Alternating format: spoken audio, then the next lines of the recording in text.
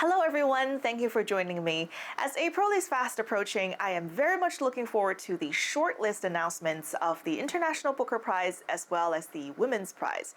So for my April reading, I've pulled together a stack of award winners and finalists, including long list nominees of this year's International Booker and the Women's Prize, as well as some of the past winners and nominees of those prizes.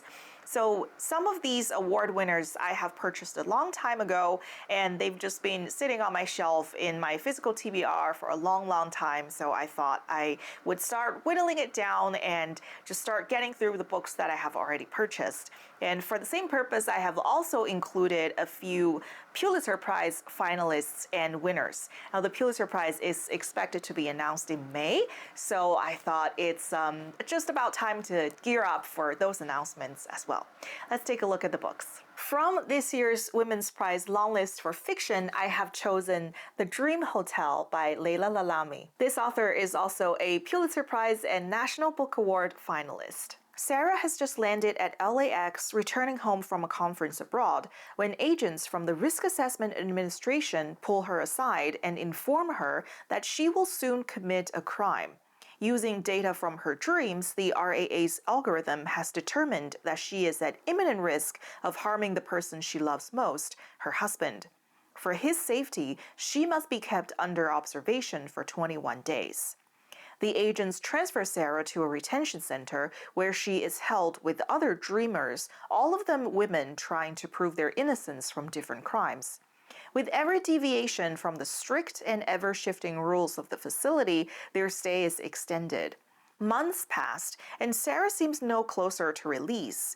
Then one day, a new resident arrives, disrupting the order of the facility and leading Sarah on a collision course with the very companies that have deprived her of her freedom.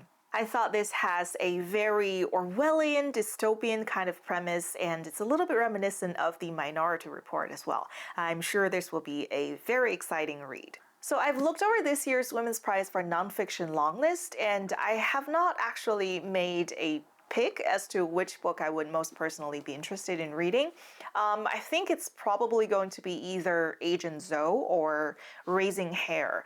I think maybe I'm just going to wait and see what makes it onto the shortlist. So instead, I have chosen a nonfiction that was longlisted for last year's Women's Prize, and this is Eve, How the Female Body Drove 200 Million Years of Human Revolution by Bohannon. Why do women live longer than men? Why do women experience menopause? Why are women more likely to get Alzheimer's? Why do girls score better in every academic subject than boys until puberty, when suddenly their scores plummet? And does the female brain really exist? In Eve, Bohannon answers questions scientists should have been addressing for decades. With boundless curiosity and sharp wit, she covers the past 200 million years to explain the specific science behind the development of the female sex. Eve is not only a sweeping revision of human history, but also an urgent and necessary corrective for a world that has focused primarily on the male body for far too long. Bohannon's findings, including everything from the way C-sections in the industrialized world are rearranging women's pelvic shape to the surprising similarities between pus and breast milk, will completely change what you think you know about evolution and why Homo sapiens have become such a successful and dominant species, from tool use to city building to the development of language. A 21st century update of Our Bodies, Ourselves, Eve offers a true paradigm shift in our thinking about what the female body is and why it matters. So I only have a vague notion of how the healthcare industry differs when it comes to treatment of women versus men, and I'm increasingly feeling like I don't understand my own body well enough, and I'm very much interested in diving deeper into the biomedical facts and research, and many of the health phenomenons covered in this book, such as menopause and Alzheimer's, are something that I've been interested in learning more about for quite a while, so definitely looking forward to reading this one. From this year's International Booker Prize long list, I have chosen Under the Eye of the Big Bird by Hiromi Kawakami. In the distant future, humans are on the verge of extinction and have settled in small tribes across the planet under the observation and care of mothers. Some children are made in factories from cells of rabbits and dolphins. Some live by getting nutrients from water and light, like plants. The survival of the race depends on the interbreeding of these and other alien beings, but it is far from certain that connection, love, reproduction, and evolution will persist among the inhabitants of this faltering new world. Unfolding over 14 interconnected episodes spanning geological eons, at once technical and pastoral, mournful and utopic, Under the Eye of the Big Bird presents an astonishing vision of the end of our species as we know it. What a synopsis that was. I am very much looking forward to this being a kind of dark sci-fi futuristic vision of humankind that's very different from the reality that we know. And I'm very curious as to how the author is going to connect all of these geological eons together into one story. So looking forward to this one. Next, I have the winner of the 2018 Booker Prize. This is Milkman by Anna Burns. Now, I bought this book in Ireland, and after I brought it back home, I never opened it, so I think it's time to redeem myself and read this book. In an unnamed city where to be interesting is dangerous, an 18-year-old woman has attracted the unwanted and unavoidable attention of a powerful and frightening older man, Milkman. In this community where suggestions quickly become fact, where gossip and hearsay can lead to terrible consequences, what can she do to stop rumor once it has started? Milkman is persistent, the word is spreading, and she is no longer in control.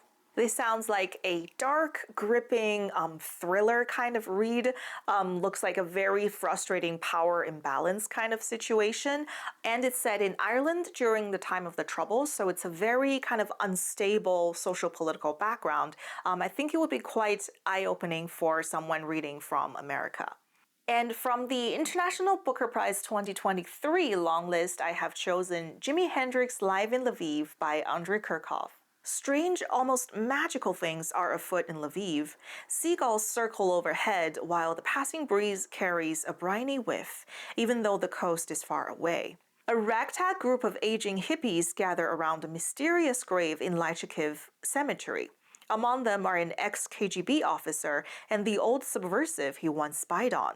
Soon, Captor Ryabstev and Alek Olisevich band together to uncover the source of the city's anomalies. Meanwhile, across Lviv, Taras, a cab driver, makes a living driving kidney stone patients over cobblestones in his ancient Opel Vectra. He's wooing Darka, a woman who works nights at a currency exchange. The young lovers don't know it, but their fates depends on the two lonely old men, relics of a bygone era, who will stop at nothing to save their city. Shot through with Andrey Kurkov's unique brand of black humor and vodka-fueled magical realism, Jimi Hendrix Live in Lviv is an affectionate snapshot of a country finding itself. I've never read anything from Ukraine. This will be my first Ukrainian read. I have a lot of curiosity about the country and its culture, and all of this black humor and magical realism all sound very exciting. I think this will be a great read. Next is the winner of the Booker Prize of the year 2000. This is The Blind Assassin by Margret Atwood. The novel opens with these simple, resonant words. 10 days after the war ended, my sister Laura drove a car off a bridge. They are spoken by Iris, whose terse account of her sister's death in 1945 is followed by an inquest report proclaiming the death accidental. But just as the reader expects to settle into Laura's story, Atwood introduces a novel within a novel entitled The Blind Assassin. It is a science fiction story told by two unnamed lovers who meet in dingy backstreet rooms. When we return to Iris, it is through a 1947 newspaper article announcing the discovery of a sailboat carrying the dead body of her husband, a distinguished industrialist. Told in a style that magnificently captures the colloquialisms of the 1930s and 1940s, The Blind Assassin is a richly layered and uniquely rewarding experience. The novel has many threads and a series of events that follow one another at a breathtaking pace. As everything comes together, readers will discover that the story Atwood is telling is not only what it seems to be, but is in fact much more. I have been wanting to read more from Margret Atwood ever since The Handmaid's Tale, so I think this would be a great addition to my reading experience.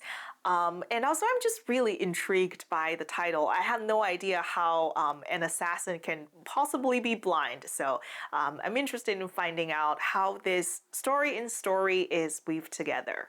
Next is a Pulitzer Prize finalist that I've had on my shelf for quite a few years. This is Swamplandia by Karen Russel.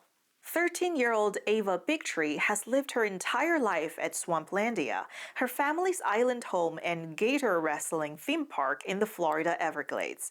But when illness fells Ava's mother, the park's indomitable headliner, the family is plunged into chaos. Her father withdraws, her sister falls in love with a spooky character known as the Dredgeman, and her brilliant big brother Kiwi defects to a rival park called the World of Darkness. As Ava sets out on a mission through the magical swamps to save them all, we are drawn into a lush and bravely imagined debut that takes us to the shimmering edge of reality. So I have read a short story collection from this author Karen Russel called Vampires in the Lemon Grove, and it is one of my favorite short story collections of all time. So I really love her writing style. I think she is great at crafting engaging, page-turning stories. And how impressive it is to have your debut novel be a finalist for the Pulitzer Prize. So all of that is very promising. I'm definitely looking forward to reading this one. Next, I have another secondhand find, and this is one of the first ever winners of the Pulitzer Prize. This is The Age of Innocence by Edith Wharton. Winner of the 1921 Pulitzer Prize, The Age of Innocence is Edith Wharton's masterful portrayal of desire and betrayal during the sumptuous golden age of old New York, a time when society people dreaded scandal more than disease. This is Newland Archer's world, as he prepares to marry the beautiful but conventional May Welland. But when the mysterious Countess, Ellen Olenska, returns to New York after a disastrous marriage, Archer falls deeply in love with her. Torn between duty and passion, Archer struggles to make a decision that will either courageously define his life or mercilessly destroy it. So the story of Edith Wharton is quite fascinating to me. She was born into a lot of privilege, and she has shown a talent for writing at a very young age. But her own marriage is rather unhappy, and sort of failed or unhappy marriages is kind of a common theme in her writings. And after she divorced her husband, she mostly lived in France. And during World War I, she did a lot of work helping refugees. She was actually awarded the French Legion of Honor. So it's very fascinating to me that she was born into so much wealth and privilege, but she was still able to find a lot of empathy and care and charity for her fellow human beings. So yeah, very interested to read her work. So those are the books that I've chosen to read for April. I'm very excited for this month's selection. I'm definitely going to start with the newest ones, the long list nominees for this year's International Booker Prize and Women's Prize, and then see how many of these I can finish. If I don't finish everything, I will just continue on in May. So it is a very ambitious list, but I'm genuinely very excited about all of these books, and I can't wait to dive in. So I'm very curious to know whether you've picked up something from the International Booker Prize or Women's Prize long lists that were announced in March. If you did, please let me know what you chose, what you're currently reading. And I'm also very curious to find out what you are reading in April, whether there are other books that you recommend that I check out, other awards that may have some very amazing finds for all of the readers watching. Thank you so much for watching, and see you next time.